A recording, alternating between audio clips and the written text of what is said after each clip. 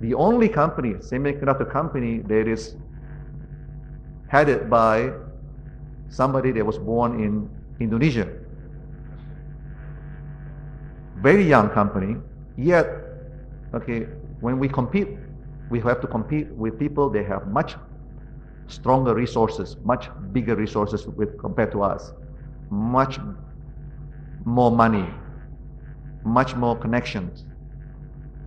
Talking about connections. This is in technology, connections is important, but it is not the most important. A lot of times when you want to do business in many parts of the world, you need to have connections. And a lot of you wonder, say, oh, I'm screwed. Okay, I don't have connections. But guess what? Okay, again, by studying technology, you do have the key, the magic key. If you work hard and you study hard and you have ideas, you do have the key to make your life more successful, even though your connections is limited. So we, as a company, when we started, we have no connections, no money. We only have idea. We only have determinations. We only have belief, and we have experience, and we compete. Okay, that's what we're not afraid of competing with companies that they are 100 times bigger or 1,000 times bigger than us when we started this. And now, after 16 years, we are number 3. Sorry, I was told this. We're number 3 largest fabless semiconductor company in the world.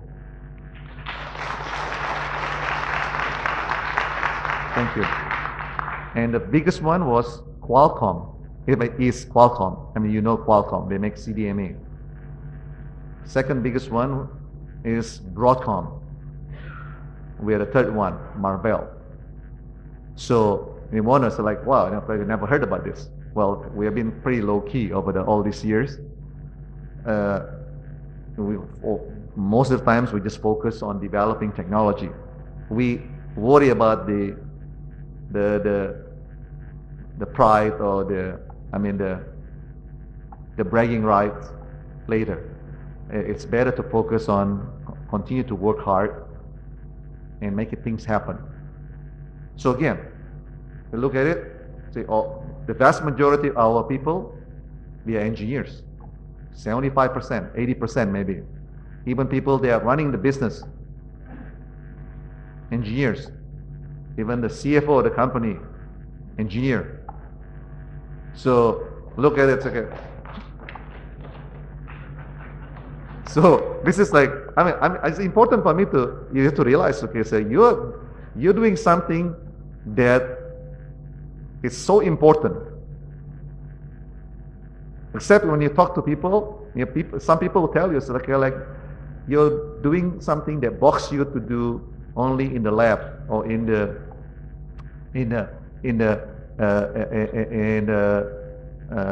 bench.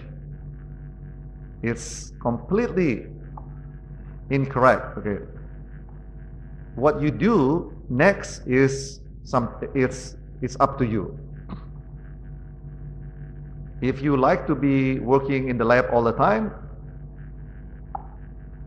you should do it. If you like to work on building chips all your life, go do it. You like to write software all your life, go do it. Don't listen to anybody tell you otherwise.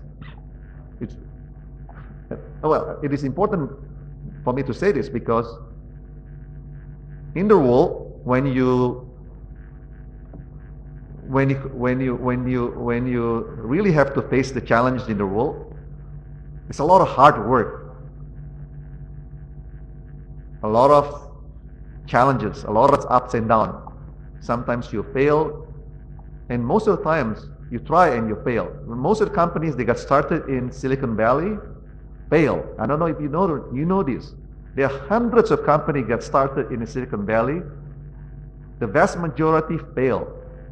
And even the ones that succeeded, succeeded only to a certain point, only for reaching a revenue of, let's say, $50 million or $100 million, and they just got stuck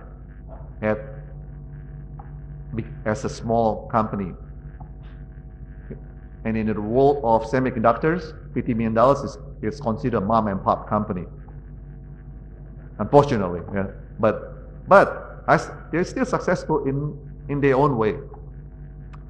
But nobody looked down at them either, because even when they achieve only $50 million, even when they completely fail, the amazing thing is, a lot of people say, well, okay, they try, at least they try. I mean, they fail. Maybe they're missing some ingredients, or maybe they didn't work hard enough, but at least they try. So again, I guess these are some of the missing ingredients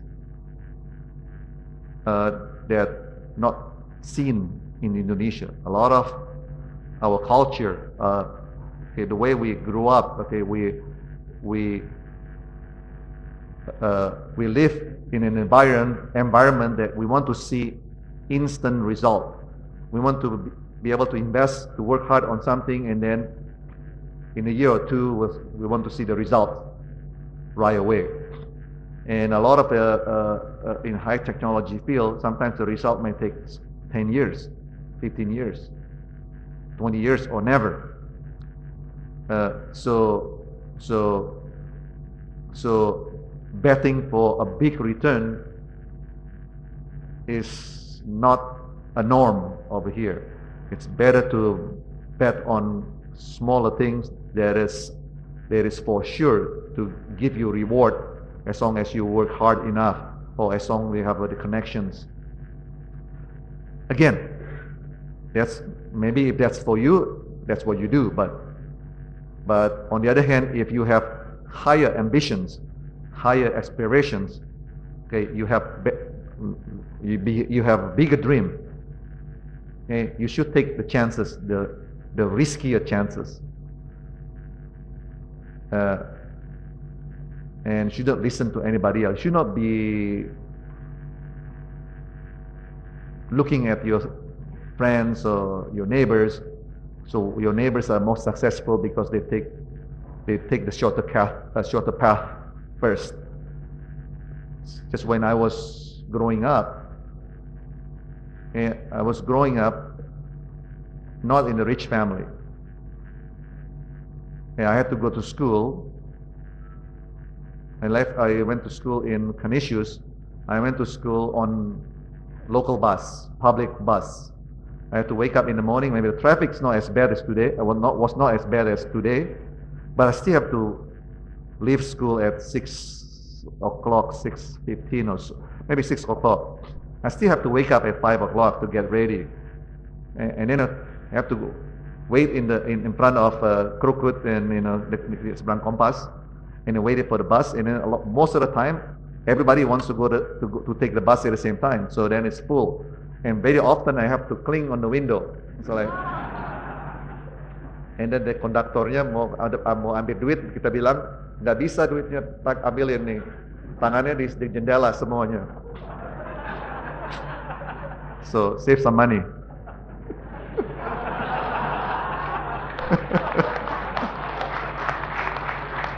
So I mean, as fond memories, like okay, I have good memory.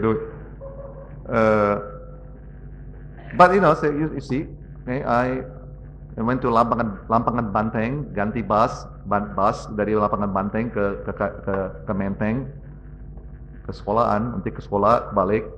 Nanti kalau ada demonstrasi, itu busnya semua tutup.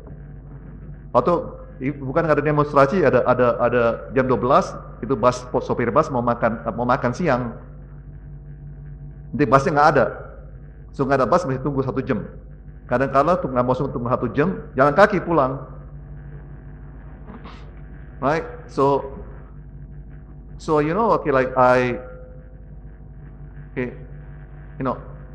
was determined to study, to make it, despite all the hard works I have to do. I have to suffer, I never considered suffering actually. I have to walk into school and go home and still did it, okay? No complaint, nothing. Okay, because I know that, okay, I want to learn electronics. Okay, I studied electronics, I was 12 years old. I want to learn the physics behind it. I want to learn the math behind it. I want to learn the chemistry behind it. I just want to know, okay, how this thing works. I look at the magazines that I read. I look at companies like Texas Instruments, National Semiconductor, RCA, Signetics, okay, Raytheons, Siemens, okay, in England, Mueller, Philips, and Japan, Matsushita, Panasonic over here, but we call it Matsushita, Sanyo, Hitachi, Toshiba, and I say like Sunken Electronics, okay, Sunken Electronics, and I look at all these companies in the world and look at the data books and I say, my goodness, okay, like, okay, where are these companies coming from? Why is they have so much,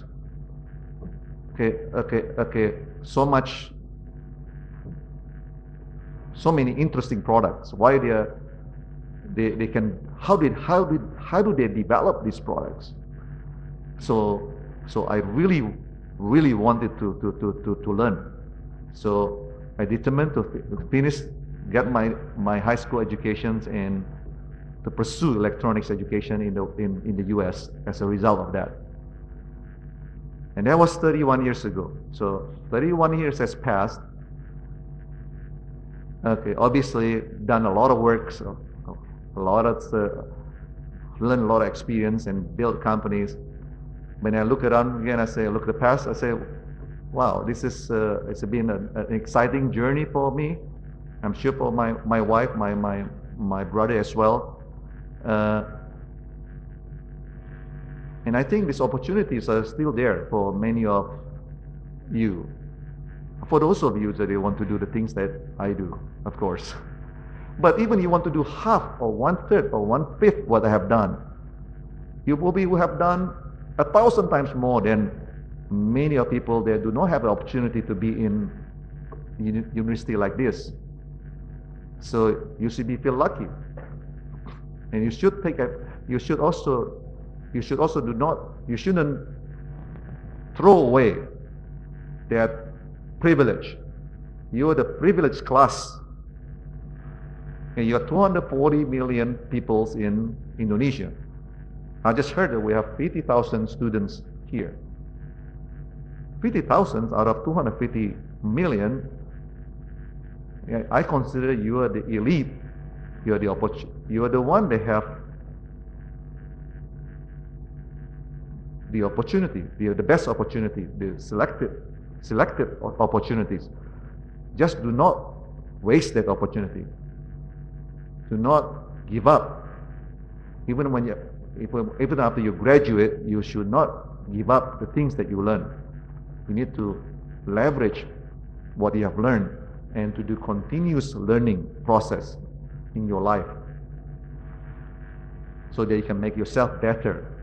Because after all, if you are not the one that is going to bring Indonesia to the next economy, who else is going to do it? Do you think the West is going to do it for you? I don't think so. Only you can do it for your own country. And I believe, okay, if we used to have more people like you every year, okay, we have 50,000 every year.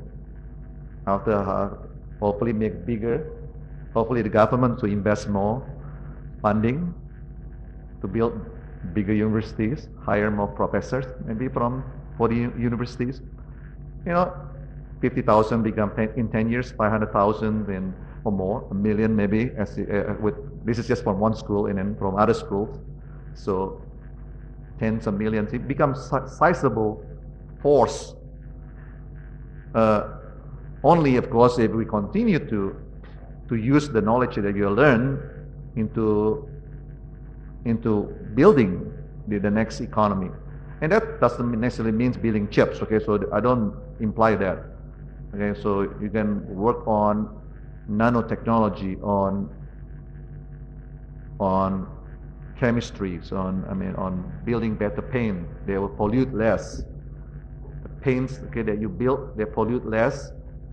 Okay, maybe initially used in Indonesia first. Once we perfected the formulations, then you can export this to the West as well, to Japan, to China. So there are all kinds sort of things that you can do, okay, to develop this manufacturing economy. Okay, you just have to find your dream. Each one of you have different dreams. Do not ever, just because I stand over here and seeing that I'm successful, don't think, okay, don't say, okay, now I'm going to be like Pak Sehat, go mau belajar electronics. Don't think that way. Because maybe you don't, okay, most likely you would not like electronics. Most likely you will hate electronics. Just because I could make money on electronics doesn't mean that you should do it. You should find some your own path. And I believe since there are hundreds of thousands or millions of choices, there are plenty of choices for you to pick. You don't have to be the richest people in the world. You don't have to be the richest people in your block, in your neighborhood. That's secondary. You should try to be the best you could be. That should be enough. Everything else will come automatically. Okay? If you don't have to be the richest people in the whole block, who cares? That's not the goal in life. Life is not just about the money. Okay? Life is about doing some things that, okay, how you can produce. I also told, okay, doing something that can help the world. You should also think that if you don't do it, who else is going to do it? Okay? Somebody else will do it. Okay? Some other countries will do it. And when some other countries doing it, the success belongs to other countries. No, it doesn't belong to us. So just because, okay, that's because, again, okay, look at us, okay, you look at us, look at me, as somebody that's, one thing that you should take from this meeting, if you forget, you can forget about everything else, but you should not forget. Okay, I am a person that works hard. I am an optimist. I believe I can change the world. I can make a difference in the world. Even if it takes 10 years to do it, I'll do it. If it takes 2 years to do it, I'll do it. Okay? Because if anybody can do it, I believe I can do it. If nobody can do it, too bad. Okay, at least I try. So these are the things you should. And also, I'm paranoid. Okay, so I work hard because I want to make sure that I don't make mistakes. Okay? I don't take things for granted. I don't assume things will come to me automatically. I never assume that. Okay? Nothing comes for free. Everything comes with sacrifices. Okay? Sometimes, okay, you have to balance your life between family and jobs. Yes, that's your choice. You need to also to make that decisions. I happen to choose working harder because, you know, I grew up in electronics when I was 12 years old. That's the life that I know. So maybe I spend 80% of my life on electronics. I do less on swimming or exercise, but it's something I have, maybe my weakness, but that's a choice that I made. So maybe you make a different choice. So you should just think that way. Don't think about anything else other than that. Okay? Don't think, like I say, I need to be an electronics engineer as well. No, you should not see me as that. You should be just see me as a mirror to yourself, okay, what you can do. And then I believe if we do this, in 10 years, maybe in 20 years, 15 years, 20 years, Indonesia could also be very successful. We are a young democracy. Democracy comes with a lot of challenges. We're always going to go left, right, random things. You read things in the news, maybe right, maybe not right. You don't know which it's a right or wrong. Okay, do you believe it or you don't believe it? Okay, should I go to the left? Should I go to the right? It's very confusing. So you're going to see these challenges, and you're going to take time for us to really be successful as a country. So but we all need to rely on you. You are our future. Well, thank you.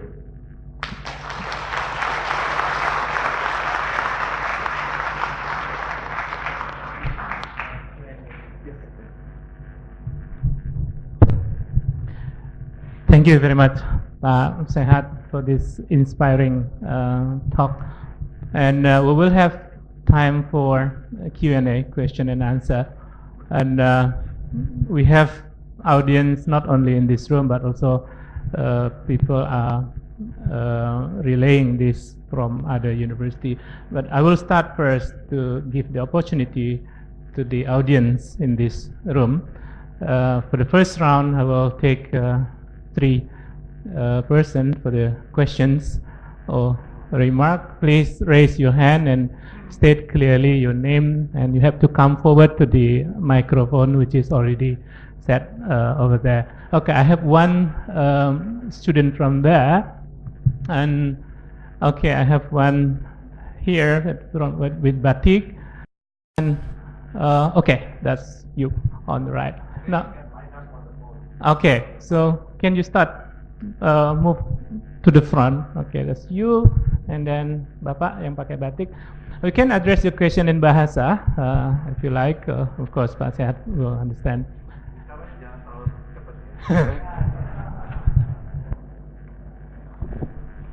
Okay, Mr. Sehat Sutardja, let me introduce myself. My name is Rina Novianti from Faculty of Humanities. First, I'm so glad to listen your very inspiring speech. And then my question, as you know, the majority of Indonesian is not engineer. And in my personal opinion, a huge number of people should be empowered to build this nation. And my question, in your personal opinion, is technology or electrical the most prospective field for our country? Thank you.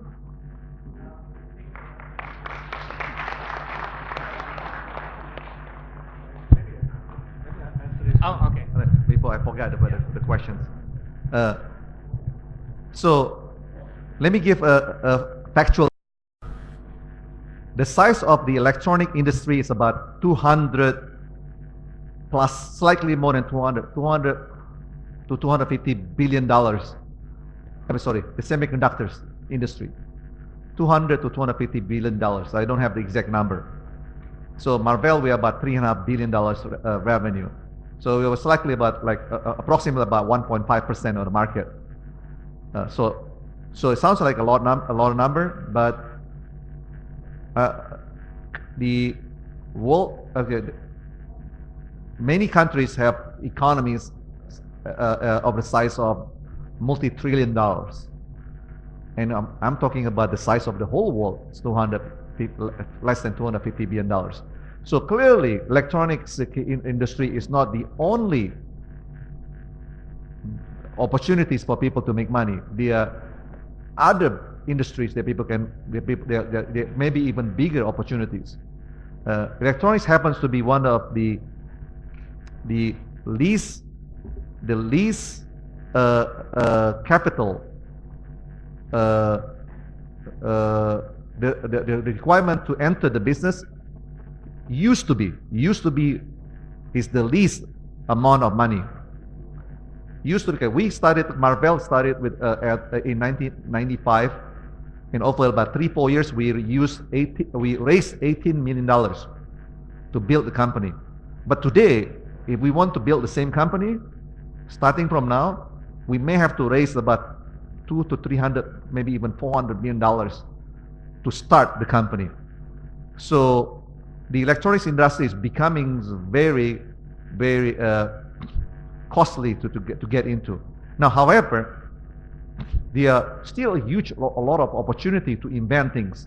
But maybe the differences will be we need to focus. People need to focus on new areas that the bigger companies are not focusing on.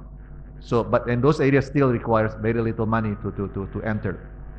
But there are other industries to learn other industry to be in. As I said earlier,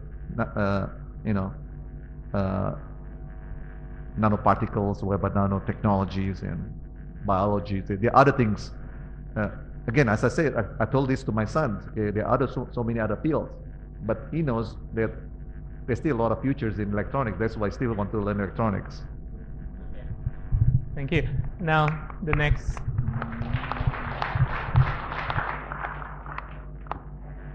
Yeah, thank you. Let me introduce myself. My name is Basuki Rahmatul Alam. I'm lecturer with ITB, with School of Electrical Engineering and Informatics. I also graduate from US University. I'm graduate from Lehigh University. I work with Professor James Wang at the time.